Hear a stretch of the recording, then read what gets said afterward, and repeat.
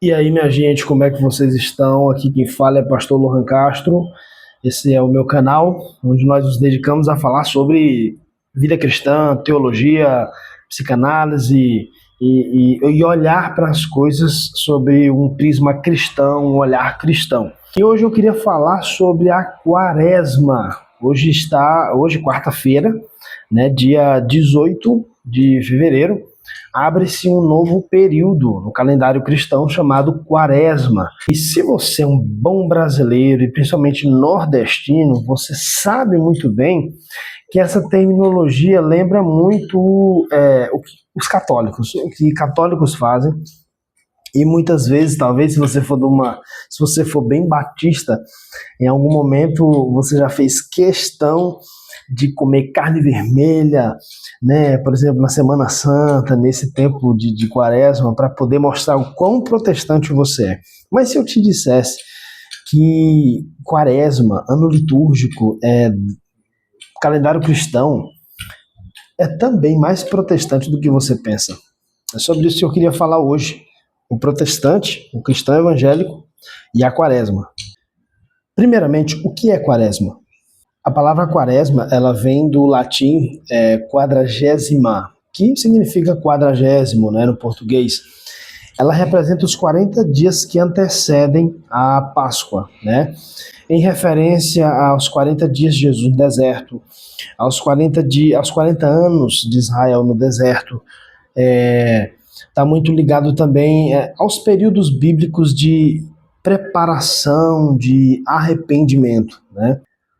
Desde os primeiros séculos da igreja, aqui onde a gente entra no ponto aqui, Quaresma não é uma prática exclusivamente romana, católica apostólica romana, mas uma prática cristã que percorre séculos bem longínquos da igreja.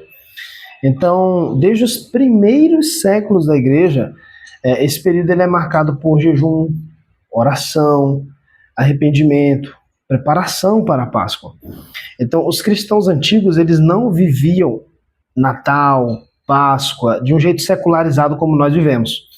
Nós vivemos de um jeito altamente secularizado, né? Natal e Páscoa é desculpa para a gente comer muito e se divertir muito e gastar muito, e aí estoura cartão de crédito, daqui a pouco está dizendo que é o devorador que está acabando com a vida dele. Na verdade, nós compreendemos que os cristãos antigos faziam algo bem interessante. Eles pegavam essas datas para ordenarem, vivenciarem as experiências e as disciplinas cristãs de um jeito mais disciplinado, de um jeito mais ordenado.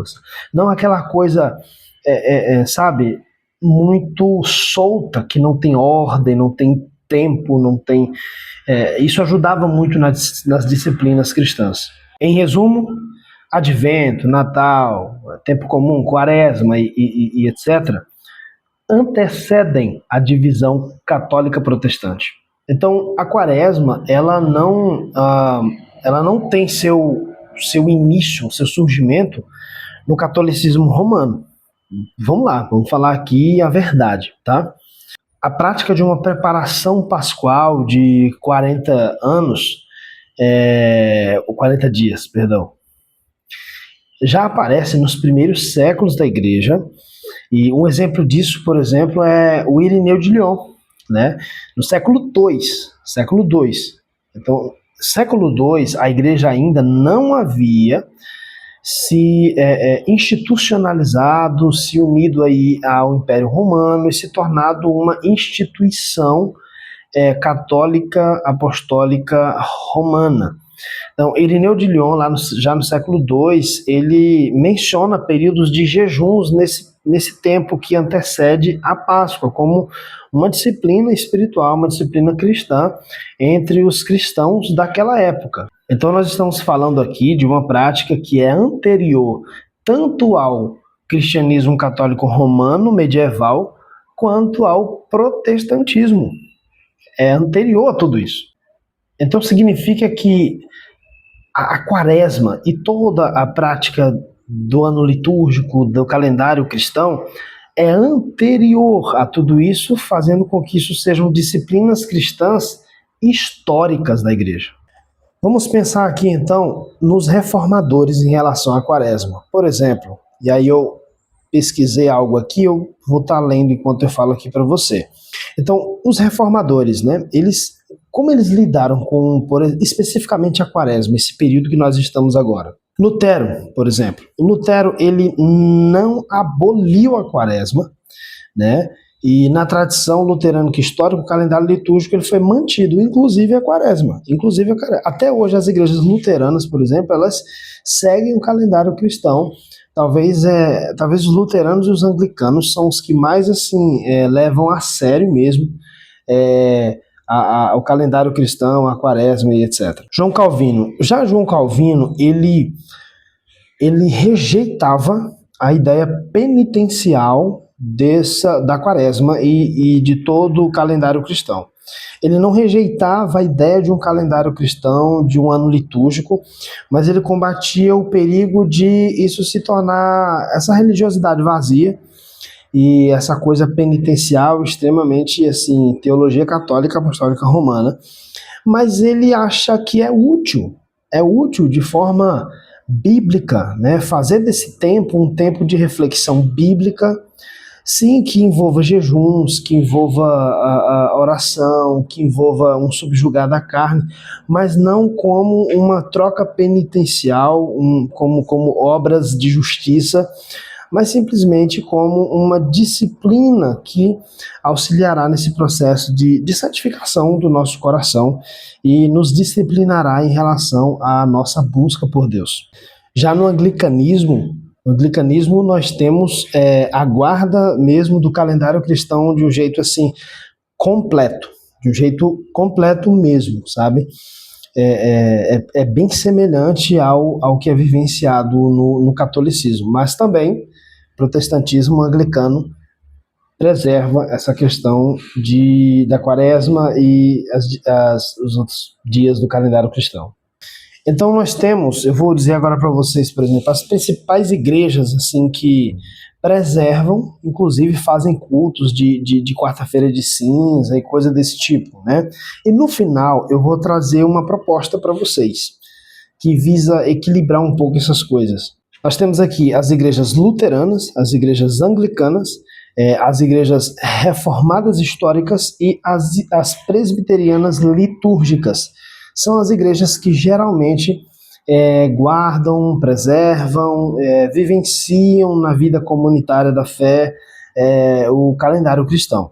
Existem também outras igrejas que não têm uma ligação direta com a reforma, não têm uma ligação direta com igrejas históricas, mas que são independentes e reformadas também, como a Nova Vida, a Igreja Cristã Nova Vida, né, a Aliança das Igrejas Cristãs Nova Vida, a Igreja Esperança, né, são denominações independentes, mas que também vivenciam isso de um jeito mais, com ênfase mais bíblica, mais devocional.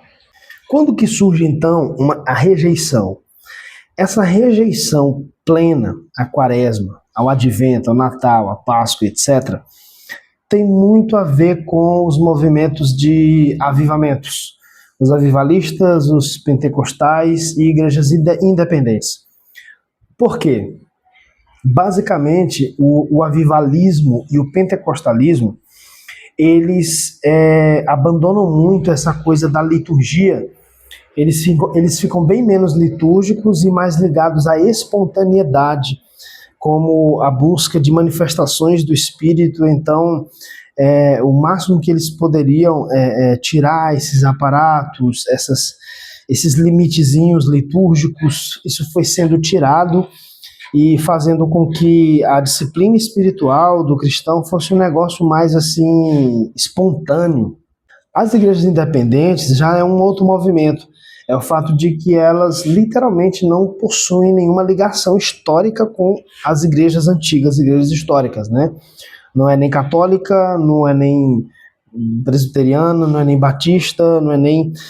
apesar de algumas manterem uma estrutura ou semelhante aos batistas, ou semelhante a presbiterianos, ou semelhante a essas igrejas independentes que mesmo não tendo uma ligação direta, mas mantém uma estrutura, ok, mas eu estou falando aqui de igrejas independentes em todos os sentidos, inclusive parece que são afastadas por completo da tradição, né? Essas são igrejas também que rejeitam quaresma e tudo mais. Vamos lá, eu entendo. Agora vamos pensar aqui nos motivos plausíveis, tá? Vamos lá. De igrejas que não preservam essa tradição. Primeiro, por causa do perigo do legalismo. A verdade é que o catolicismo romano, ele vive esse tempo de advento até quaresma, pentecostes, tempo comum, eles vivenciam isso de um jeito profundamente legalista, penitencial e muitas vezes até antibíblico. Essa é a verdade. Não é uma coisa muito ligada à escritura, tem como ênfase mais a tradição e não tem muito a ver com esse refletir temático, né? Essa reflexão bíblica temática que vai ali visitando o teu coração, sua mente, gerando uma nova postura, mas tem mais a ver com seguir ritos. Isso se tornou uma coisa extremamente legalista no seio do catolicismo romano. E eu entendo que protestante tem muito medo dessa coisa, apesar de nós praticarmos um legalismo diferente. Praticamos um legalismo diferente, mas em alguns pontos somos legalistas também. Só que a gente precisa colocar os pingos nos is. Não é porque existe o erro em uma prática que essa prática seja errada, e sim a maneira como se lida com isso. Então, vamos lá. O problema não é você separar 40 dias para orar mais intensamente, para fazer um autoexame, para refletir, inclusive para jejuar. Isso não é um problema. Não é um problema você praticar o jejum. Não é um problema nesse período você intensificar o seu processo de arrependimento. Não é um problema. O problema é quando você transforma isso em uma troca com Deus. E você termina esse período dizendo, nossa, eu estou limpo, olha que coisa, passei esses 40 dias nessa contrição. E você tem essa sensação boa de meus atos de justiça me santificaram. Isto é um problema. Ou fazer disso uma obrigação meritória. Eu preciso fazer isso para que eu seja aceito por Deus. Ou substituir o arrependimento verdadeiro por ritual. Eu não comi carne, então eu estou perdoado. É aqui onde mora o pecado. No ato de praticar a quaresma, que teoricamente é uma disciplina, um exercício espiritual que nos ajuda a nos afastar do pecado. Então, como é que a gente começa agora a olhar com um olhar equilibrado isso aqui? Primeiramente, fazendo a pergunta correta. A pergunta errada é, eu sou obrigado a guardar a quaresma? Uma pergunta que parte de um pressuposto equivocado. A pergunta correta é, será que seria bom eu separar um tempo intencionalmente para me preparar, para vivenciar de uma forma mais bíblica, mais cristocentrada a Páscoa, e não de um jeito secularizado?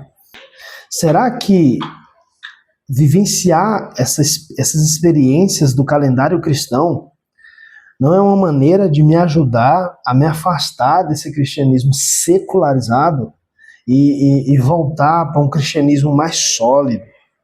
Será que quaresma não me ajuda a centralizar novamente a cruz na maneira como eu vivencio essas datas e dias e que eu vou vivenciar de qualquer forma? É feriado. Você percebe, nós somos meio que obrigados a, de alguma maneira, perceber que essas datas são distintas. Mas como, ao perceber, eu vivo essas datas? Eu vivo como qualquer secular desse mundo ou eu vivo centralizando a cruz, centralizando Cristo? Portanto, agora eu falo com você, cristão, protestante, vou focar em você agora. Quaresma não é coisa exclusivamente de católico apostólico romano. A quaresma pertence a uma tradição cristã. E protestantes, nós não precisamos rejeitar a história da igreja. O que nós precisamos é redimir por meio das Escrituras, da palavra de Deus. Purificar essa coisa toda, essa tradição toda com a Escritura. Portanto, eu quero te fazer um convite. Eu tenho um grupo de crescimento espiritual, é um grupo no WhatsApp, onde eu faço ali, coloco conteúdos ali nesse grupo. É gratuito, não tem nenhum valor. Sim, às vezes eu estou lá, eu estou começando a ministrar cursos, inclusive tem matrícula aberta agora para o curso de Provérbios. Você que quer mergulhar fundo em Provérbios, eu vou colocar o link aqui da inscrição. Mas nesse grupo, é um grupo aberto. Você que deseja vivenciar um crescimento espiritual, né? Nós temos ali uma vivência dentro desse calendário cristão. Inclusive agora nós já temos semanalmente colocado lá textos bíblicos para você fazer um devocional imerso nessa temática da quaresma, né? Nas quartas-feiras nós temos uma live com uma reflexão bíblica dentro dessa temática, e no sábado pela manhã tem uma live de oração. Então, se você quer participar, quer fazer parte disso, tem o link aqui embaixo também na descrição para você. E se esse vídeo te ajudou a entender melhor a história da fé cristã, essa questão da quaresma, quais são os limites bíblicos, coloque teu comentário aqui embaixo. Se você discorda também, coloque aqui, que esse ambiente é para isso também, tá bom? Deus te abençoe, até a próxima. Não se esqueça de se inscrever, de curtir, de comentar e ajudar nosso vídeo, nosso canal ir adiante. Deus te abençoe em nome de Jesus.